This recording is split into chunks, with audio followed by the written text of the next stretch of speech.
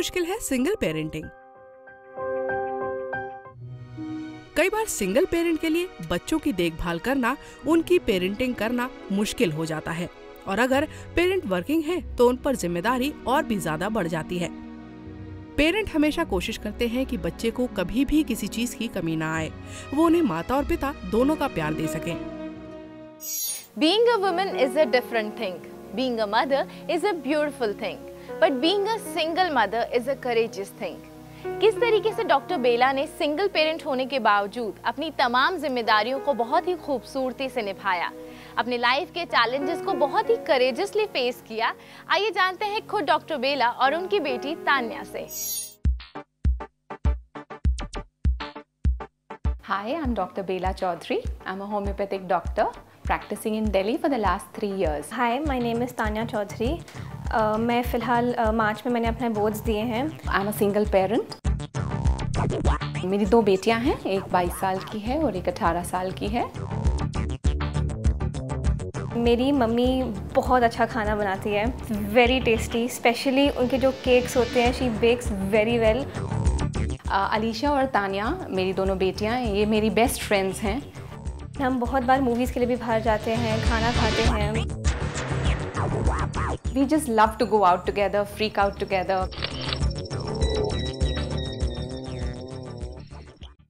Parenting is a major responsibility, more so for a single parent.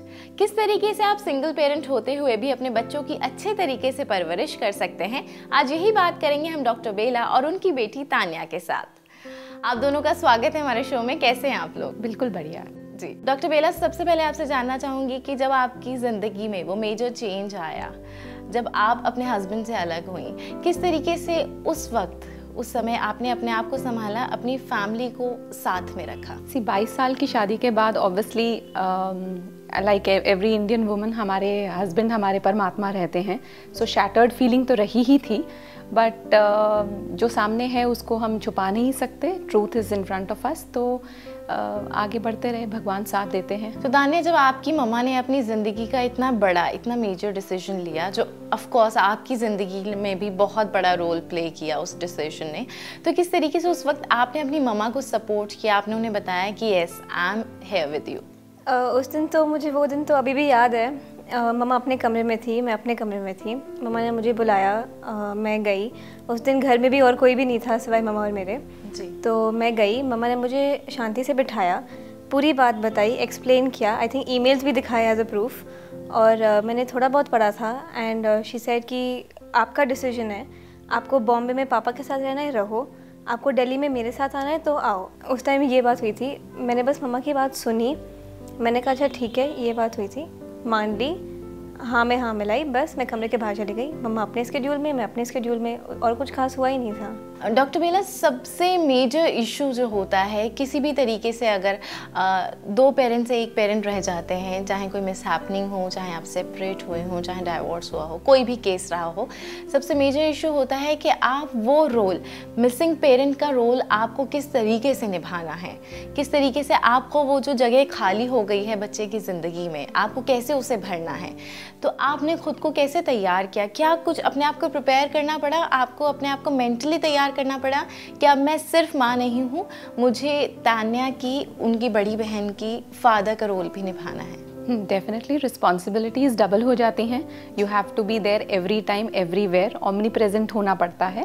But एक बार ठान लो तो कोई चीज़ ऐसे नहीं है जो एक औरत नहीं संभाल पाती है। सो आराम से हो गया। इनिशियली जो difficulties I definitely I, because दोनों बच्चे उस वक़्त मेरे पास नहीं थे।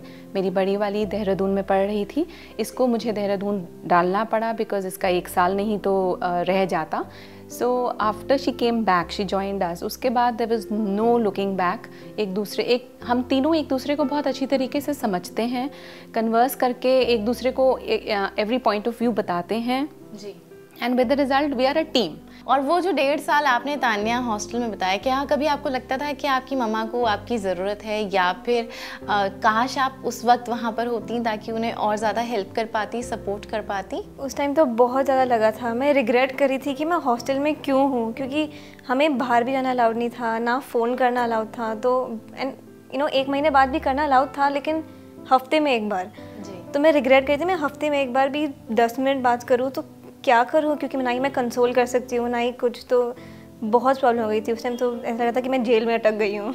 आपको पूरा सपोर्ट मिला आपके बच्चों से, आपने भी पूरी कोशिश की कि जो मिसिंग है इनकी ज़िंदगी में वो आप वो जगह भर पाएँ। शुरुआत आपने कैसे की, चाहे वो आपकी हाउस होल्ड रिस्पॉन्सिबिलिटीज़ हों, चाहे आपका फाइनेंशियल स्टेटस हो या फिर वो इमोशनल नीड्स हों जो आपको पूरी करनी है, बिल्कुल शुरुआत कैसे हुई, पहला स्टेप क्या था आपका? फर्स्ट स्टेप सबसे पहले मैंने पेरेंट्स से पूछा अगर वो मुझे वापस लेंगे, so that was a great help. वो हरदम मेरे साथ रहे हैं और अभी तक रहे हैं। Secondly I think I was very Frank with both my children कि अभी मुझे आप लोगों की भी कोऑपरेशन एंड सहायता की ज़रूरत है, एंड मैं तो कहती हूँ the two of them have been my pillars of support. So आज तक वो मेरे साथ हैं। यस, फाइनेंशियल थोड़ा सा रिक्वायरमेंट शुरू में हुआ था जो मेरे पेरेंट्स ने मुझे दिया, and within a year I was totally independent, अपना प्रैक्टिस शुरू किया। God's been kind to me, patience की कोई कमी नहीं है, बीमारों की कोई कमी नहीं है। So with the result there is no looking back after that. I have always been there for them and they have always been my priority number 1, so it's been very simple. बिल्कुल, तो आपने अपनी ज़िंदगी में अपनी priorities भी तय की कि कौन आपकी प्रायोरिटी है, किस डायरेक्शन में आपको सबसे पहले आगे बढ़ना है। डेफिनेटली बहुत मुश्किल होता है जब आप अपने पार्टनर से अलग हो जाते हैं। सबसे बड़ी कंसर्न ये होती है कि किस तरीके से अपने बच्चों को सही परवरिश दें। डॉक्टर बेला ने ये काम बहुत ही अच्छे से, बहुत ही खूबसूरती से किया। तान्या और अलीशा को बहुत ही अच्छी परवरिश दी। कैसे किया उन्होंने ये, किस तरीके के स्टेप्स उन्होंने लिए, किन बातों को उन्होंने ध्यान में रखा, ये सभी जानेंगे लेकिन इस छोटे से ब्रेक के बाद। बहुत से लोग समझते हैं कि सिंगल पेरेंट्स का मतलब है ब्रोकन होम्स, लेकिन ये जानना भी बहुत ज़रूरी होता है कि क्या आपकी ये चॉइस आपके बच्चे के लिए अच्छी है, कि आपने उसको एक अच्छा एनवायरनमेंट दिया है, एक स्टेबल घर दिया है। आज पेरेंट्स की पाठशाला में डॉक्टर बेला और उनकी फैमिली के साथ हम यही बात कर रहे हैं कि किस तरीके से सिंगल पेरेंटिंग की जाए। तान्या, आपको लगता है absence of a parent is better than presence of a bad one? हाँ, क्योंकि जैसे हमारे फैमिली में जैसे पापा द बैड पेरेंट थे, तो आई डेंट वांट कि मेरी बहन पे या मुझ पे ऐसे कोई भी असर पड़े जिसकी वजह से क्योंकि उनकी आदतें हमारे पास आती हैं छोटी बहुत, लेकिन आती तो हैं। Every children has to get some amount of habit from his parents. So I don't want कि हमारे पे कोई भी बुरा असर पड़े जिसकी वजह से हमारी आगे की लाइफ थोड़ी प्रॉब्लम में आए। And I think mamma is done that very well, क्योंकि I think both of us are pretty successful. I mean अभी तक जितना जी। डॉक्टर बेला, लेकिन इन जनरल अगर हम बात करें तो बहुत बार होता है कि बच्चे छोटे होते हैं, उन्हें पता नहीं होता कि क्यों आपके पेरेंट्स सेपरेट हुए या फिर वो अलग क्यों रह रहे हैं।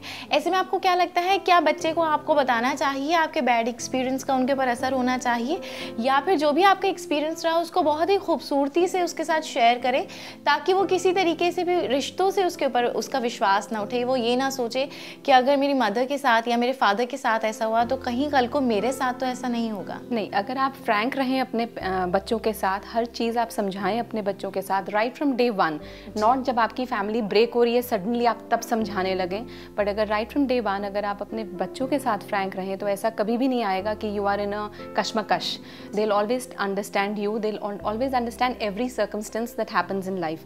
हाँ, मैच्योरिटी लेवल के हिसाब से समझाना चाहिए। अब एक साल के बच्चे को हम कुछ नहीं समझा पाएंगे जो हम 18 साल के बच्चे को समझा सकते हैं। So depending on the maturity level you can get through to them. Doctor Bela, जब भी आप डिसीजंस लेती होंगी इससे पहले तो उसमें ये होता होगा कि आपके हस्बैंड भी उसमें एक थॉट देते होंगे, आप भी उसे सोचती होंगी, आपने कुछ गलत किया तो शायद वो करेक्ट करते होंगे या आपने कुछ सही किया वो आपको बताते होंगे। अब आपको सारे डिसीजंस अकेले लेने होते हैं, क्या लगता है मुश्किल होती है या किस तरीके से आप डिसाइड करती हैं बच्चों को, चाहे बोर्डिंग में भेजना हो, वापस बुलाना हो या और भी कोई मेजर डिसीजन हो? नहीं, मैं अकेली कभी भी नहीं हूँ। सबसे पहले भगवान मेरे साथ हैं, ओवर अटमोस्ट तो ट्रूथ ये है। सेकेंडली मेरे पेरेंट्स एंड मेरे डॉटर्स वो भी हर दम मेरे साथ हैं। So it's always been a team effort, it's never been alone, a decision has never been alone. जो लिया है हम तीनों ने मिल के बैठ के लिया है या हम पांचों ने मिल के बैठ के लिया है, and God has always presided over it. So ऐसे कभी मौका ही नहीं आया कि मुझे लगा कि हाय मैं अकेली हूँ और क्या मैं सही कर रही हूँ कि नहीं। एंड एक बार डिसीजन ले लिया तो पीछे मुड़ के देखने का तो हमारा है ही नहीं, we don't look back. So yes, कभी रिग्रेट नहीं हुआ। तानिया, आप बताइए, क्या कभी कोई पीयर प्रेशर आपको महसूस हुआ? क्या कभी आपके फ्रेंड्स ने, रिलेटिव्स ने कोई सवाल आपसे किए जो आपको लगा कि आप उतना कंफर्टेबल फील नहीं किया आपने उन सवालों के साथ, या आपको लगा कि ये लोग बहुत सेंसिबली मुझसे ये सवाल नहीं कर रहे? नहीं, आई थिंक मेरे फ्रेंड्स काफ़ी हद तक सपोर्टिंग थे।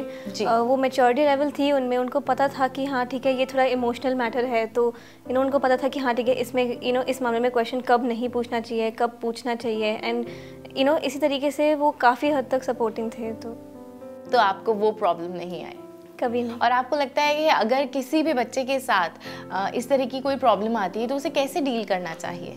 सबसे पहले उसके अपने पेरेंट्स की सपोर्ट लेनी बहुत ज़रूरी है, क्योंकि जब तक वो अपने पेरेंट्स के साथ डिस्कस ना करे ये मैटर, तब तक वो मैटर को ओवरकम कर ही नहीं सकते जी। एंड उसके अलावा आसपास भी एनवायरनमेंट को पता होना चाहिए कि हाँ ठीक है, ये हो रहा है, तो कोई क्वेश्चन या कोई इंसल्ट नहीं करनी चाहिए। जैसे मेरे फ्रेंड्स मेरे लिए बहुत सपोर्टिंग रहे हैं, तो कोई और बच्चा रहेगा तो मैं भी उसके लिए बहुत सपोर्टिंग रहूँगी।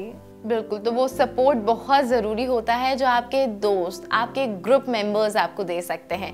क्या कहती है हमारी चाइल्ड साइकोलॉजिस्ट कि किस तरीके से एक सिंगल पेरेंट होते हुए भी आप अपनी पेरेंटिंग को सक्सेसफुल बना सकते हैं? आइए देखते हैं। सिंगल पेरेंटिंग एक ऐसी रिस्पॉन्सिबिलिटी जो पेरेंट की डबल रिस्पॉन्सिबिलिटी है, और बच्चों हमें ये बात समझनी बहुत ज़रूरी है कि क्योंकि आपके फादर या मदर एक सिंगल पेरेंट हैं, उनके ऊपर एक ड्यूअल रिस्पॉन्सिबिलिटी है, और इस रिस्पॉन्सिबिलिटी को जब आप उनके साथ शेयर करते हैं तो पेरेंटिंग एक बहुत ही ब्यूटीफुल और स्पेशल डेवलपमेंटल फेज बन जाती है।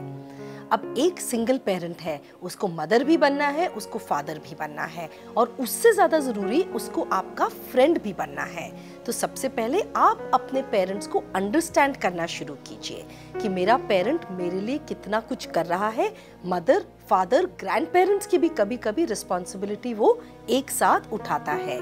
दूसरा, जितना ज़्यादा आप उनसे खुल के कम्युनिकेट करेंगे, जितना ज़्यादा खुल के आप अपनी बात उनको एक्सप्रेस करेंगे, उतना ही ज़्यादा वो आपको समझ पाएंगे। इसके साथ साथ आप उनके साथ अगर क्वांटिटी टाइम ना हो तो क्वालिटी टाइम ज़रूर स्पेंड कीजिए, बिकॉज तभी आप एक दूसरे को समझेंगे और एक दूसरे को समझते हुए अपनी ज़िंदगी आगे बढ़ा पाएंगे।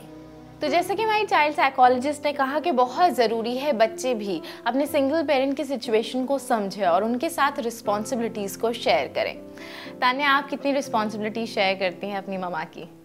जितना मैं कर सकती हूँ मैं उतना करती हूँ। जब मैं स्कूल जाती थी तो मैं खुद उठती थी, खुद दूध वगैरह बनाती थी, ब्रेकफास्ट अपना, स्कूल का जो ब्रेक होता है वो भी खुद बनाती थी जी। स्कूल जाना आना, पढ़ाई के बारे में आई डोंट थिंक मम्मा ने कभी मुझे कहा है जी।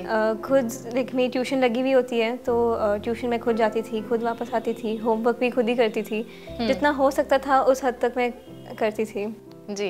और कभी ऐसा तो नहीं होता था कि आपको कोई प्रॉब्लम होती हो कि मम्मा प्रैक्टिस में है या अपने पेशेंट के साथ हैं, तो आपको लगता हो नहीं ये टाइम मेरा है? आप समझती थी उन चीज़ों को कि हाँ? अंडरस्टैंडिंग तो हमारे में काफ़ी हद तक है, क्योंकि जैसे मम्मा कोई कभी बिज़ी होती थी तो काफ़ी पेशेंट्स मुझे भी जानते हैं, तो फिर या कभी कभार मैं ही चली जाती थी मम्मा के पास कि चलो साथ में बात कर लेते हैं। अदरवाइज मैं अंडरस्टैंड कर लेती थी, मैं वेट करती थी कि अब मम्मा आ जाएगी, अब आ जाएगी। बिल्कुल, और ये अंडरस्टैंडिंग बहुत ज़रूरी होती है, बहुत ज़रूरी होती है कि आप आपस में एक दूसरे को समझें, एक दूसरे को वक्त दें, एक दूसरे की रिस्पॉन्सिबिलिटीज़ को शेयर करें। किस तरीके से सिंगल पेरेंट होते हुए भी आप बहुत अच्छे से अपने बच्चों की परवरिश कर सकते हैं, आज यही बात कर रहे हैं हम पेरेंट्स की पाठशाला में। लेकिन अभी प्रोग्राम में वक्त हो गया एक छोटे से ब्रेक का, तो आप सभी से करेंगे मुलाकात इस ब्रेक के बाद।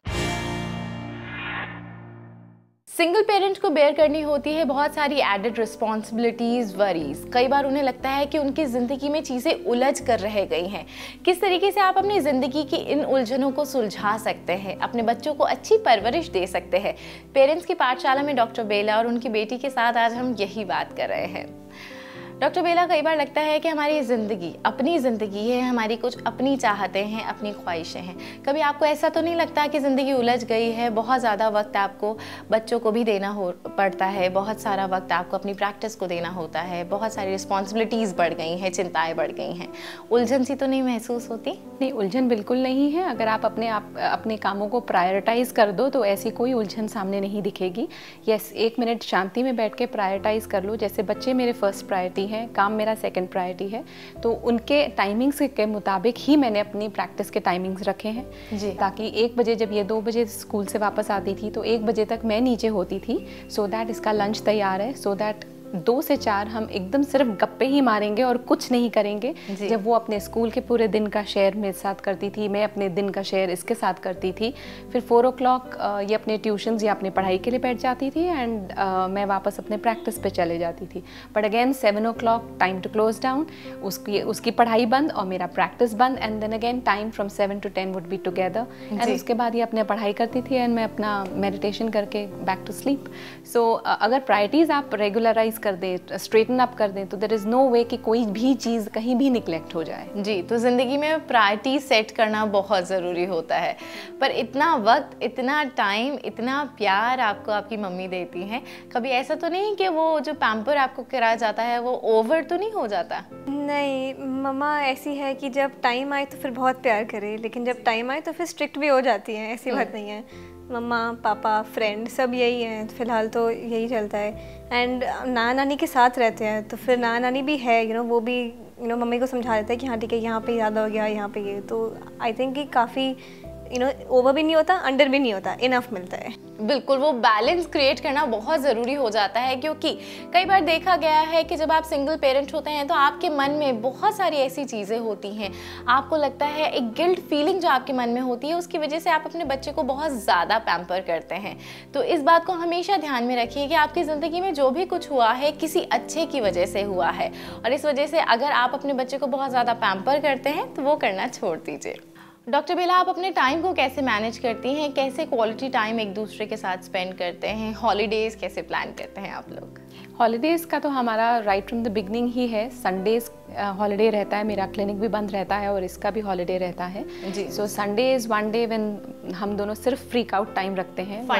Fun day, yes, Sunday is fun day. सुबह we go for a movie, then we go out for lunch, फिर शॉपिंग, मॉल्स, पार्क्स, जो बी इट 6-6:30 बजे ही वापस आते हैं। So that's a complete fun day. Yes, and vacations भी ज़रूर प्लान करते हैं, जब मेरी बड़ी वाली अलीशा भी हमारे साथ ज्वाइन कर लेती है। देन वंस अ ईयर हम लोग ज़रूर बाहर जाते हैं, चाहे अपने भाई भाभी के साथ, चाहे हम तीनों वैसे ही, चाहे whichever which way, but definitely fun days are planned. Okay, तो बहुत ज़रूरी है कि आपस में एक दूसरे को वक्त दिया जाए, बहुत ज़रूरी है कि आपस में एक दूसरे के साथ वो क्वालिटी टाइम स्पेंड किया जाए। क्या कहते हैं हमारे स्पिरिचुअल साइकोलॉजिस्ट के किस तरीके से सिंगल पेरेंट होते हुए भी आप अपनी ज़िंदगी को, अपनी पेरेंटिंग को और भी बेहतर कर सकते हैं? आइए देखते हैं। बच्चा माँ से प्यार लेता है और पिता से सीखता है अनुशासन। बच्चा माँ का आंचल पकड़ के चलता है और पिता की अंगुली। लेकिन अगर आप सिंगल पेरेंट हैं तो इसका अर्थ है कि आपको उस बच्चे की माँ भी बनना होगा और पिता भी। उसे प्यार भी देना होगा और अनुशासन भी सिखाना होगा। बच्चा आपकी उंगली पकड़ के भी चलेगा और आपके प्यार की गोद में भी बड़ा होगा। इसलिए ध्यान रखें कि आपको दोनों ही रोल निभाने हैं। बच्चा जब माँ की डांट सुनता है तो पिता के पास जाता है और पिता की डांट सुनता है तो माँ की गोद में। लेकिन आप जब बच्चे को डांटें तो ध्यान रखें कि माँ बनकर दुलार भी आप ही को देना है। कभी भी बच्चे के स्पेशल डेट्स को मत भूलिए। उसका बर्थडे हो या स्कूल में कोई इम्पोर्टेंट फंक्शन, कभी भी अटेंड करना मत भूलें। कभी भी बच्चे को नाराज़गी के साथ ये एहसास मत दिलाएं कि वो आपसे बहुत दूर है। छोटा सा बच्चा जब हर्ट होगा तो उसे किसी के प्यार और सहारे की ज़रूरत होगी। इसलिए पनिशमेंट से ज़्यादा आप बच्चे को प्यार से बैठकर समझाएं। बच्चे के माँ और पिता दोनों बन के देखें। तो जैसे कि हमारे स्पिरिचुअल साइकोलॉजिस्ट ने कहा कि बहुत ज़रूरी हो जाता है ये समझना कि अब आपके बच्चे के पास ऑप्शंस नहीं है। अगर आप उसे डांटेंगी तो आप ही को उसे प्यार करना है, अगर आप उसे प्यार कर रही हैं तो डिसिप्लिन में भी आप ही को रखना है। डॉक्टर बेला, आप कैसे करती हैं ऐसा? तान्या, लीशा को आप अपना सपोर्ट देती हैं, प्यार देती हैं, टाइम देती हैं, डिसिप्लिन में कैसे रखती हैं और कैसे ये कोशिश करती हैं कि उनकी बातों को समझें, उनके थॉट्स को समझें? क्या, एज आई सेड बिफोर, हम लोग एक टीम हैं। सो जो भी थॉट्स हमारे में आते हैं तीनों में हम एक दूसरे के साथ शेयर करते हैं। But yes, there are times as a parent I have to be firm, where चिल्लाना नहीं होता है, पनिशमेंट्स नहीं देने होते हैं, थप्पड़ नहीं मारना होता है, you don't need to get physical in any limit, but या इफ़ यू आर फर्म वो समझ जाते हैं। And fortunately with God's blessings दोनों ही मेच्योर एंड सेंसिबल लड़कियाँ मिली हैं मुझे, so I have never had really any problem.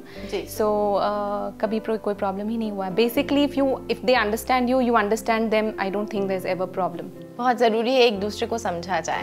जी, आखिर में तान्या आप मुझे बताइए, कोई ऐसी बात, कोई ऐसा कॉम्प्लीमेंट जो आप अपनी मदर को देना चाहें, कोई ऐसी बात जो आप उन्हें कहना चाहती हो, आज तक आपने नहीं कही हो हमारे इस प्रोग्राम के through, if you want to thank her कि उन्होंने आपको इतना सपोर्ट किया, या आप उन्हें थैंक्स कहना चाहती हो कि उन्होंने आपको सपोर्ट किया, anything you want to share with your mom? तुझ में रब दिखता है।